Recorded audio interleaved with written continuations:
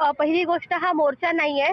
आम्ही कुठल्याही महानगरपालिकेतर्फे आम्ही फक्त आमचं निवेदन सादर करण्यासाठी आलेलो आहोत. कुठल्याही प्रकारचं मोर्चाचं स्वरूप याला देऊ नका. फक्त इथेच आहोत की आम्ही संख्येने इथे आलेलो आहोत.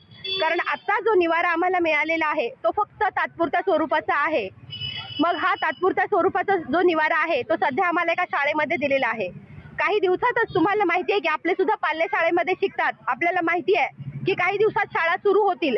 मग शाळा सुरू होण्यापूर्वी शाळेची काही डागडुजी असेल, रंगरंगोटी असेल, हे करण्यासाठी शाळा प्रशासनाला शाळा रिकामी लागेल ना. पण आता तिथे आम्ही सध्या राहतोय म्हणजे आमची व्यवस्था तिथे केलेली आहे, पण ती तात्पुरती स्वरूपाची आहे.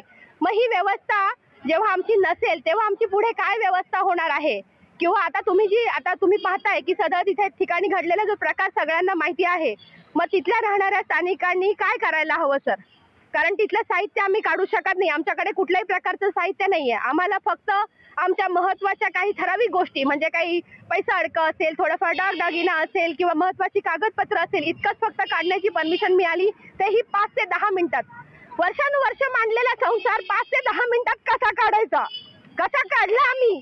कारण तुमचे अधिकारी जे काही कुणी असं मला कळत नाही. मला न्याय व्यवस्था नाही माहिती, नाही कळत आम्हाला कुठलाही न्याय. आम्ही फक्त इथे आमची मागणी पोहोचवण्यासाठी आलेलो आहोत. कुठल्याही प्रकारचा मोर्चा नाही. आमच्या न्याय व्यवस्थेवरती आमचा 100% विश्वास आहे. ते आमच्यासाठी जे काही निर्णय घेतील तो आमच्या हितासाठीच घेतील. फक्त आमचं इतकंच म्हणणं आहे की जी वास्तू जे घर आम्ही सोडून राहतोय ते घर फक्त आम्हाला मिळावं. आमची कुठेतरी सोय करावी. शासनाने आमचं पुनर्वसन करावं, इतकीच आमची मागणी आहे. जे मृत व्यक्ती झालेले आहेत त्या मृत व्यक्तींना जो काही शासनातर्फे जो काही धनादेश म्हणा किंवा जो काही निधी मंजूर झालेला आहे तो त्यांच्यापर्यंत पोहोचावा.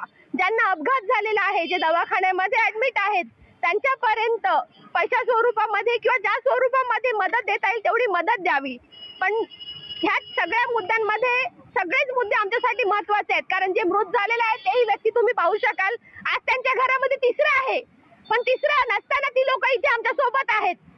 तसं बघायला गेलं तर ज्याच्या घरामध्ये तिसरा असतं ना तो घराच्या बाहेर नाही पडत. आमच्या घरात तिसरा आहे आज, मग आम्ही रस्त्यावर आहोत.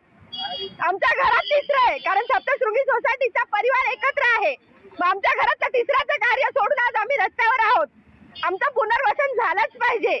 आम्हाला कळलंच पाहिजे की प्रशासन आमच्यासाठी काय करतंय, कुठली हालचाल चालू आहे आमच्यासाठी. कारण शाळेमध्ये आम्ही किती दिवस राहणार तात्पुरत्या स्वरूपाच्या व्यवस्थेमध्ये? निसर्गाने सुद्धा आमच्यावर कोप केलेला आहे. पाऊस ज्या दिवशी आमची इमारत कोसळली त्या दिवशी पाऊस किती होता? पावसाचा काही नेम नाही. कधीही पाऊस पडतोय म्हणजे पावसाळा सुरू झालाय आमच्यासाठी. मग पावसाळा सुरू झालाय तर ह्या भर पावसाळ्यामध्ये आम्ही जायचं कुठे? आणि सगळे तुम्ही जर इथे लोक पाहाल तर मध्यम वयापेक्षा जास्त लोकांचे संसार आहेत त्याच्यामध्ये. पुन्हा शक्य आहे का आम्हाला हा सगळा संसार उभं करणं? पुन्हा कसं काय आम्ही आमचा संसार घेऊ शकतो? कसं काय आम्ही संसार विकत घेणार सगळा?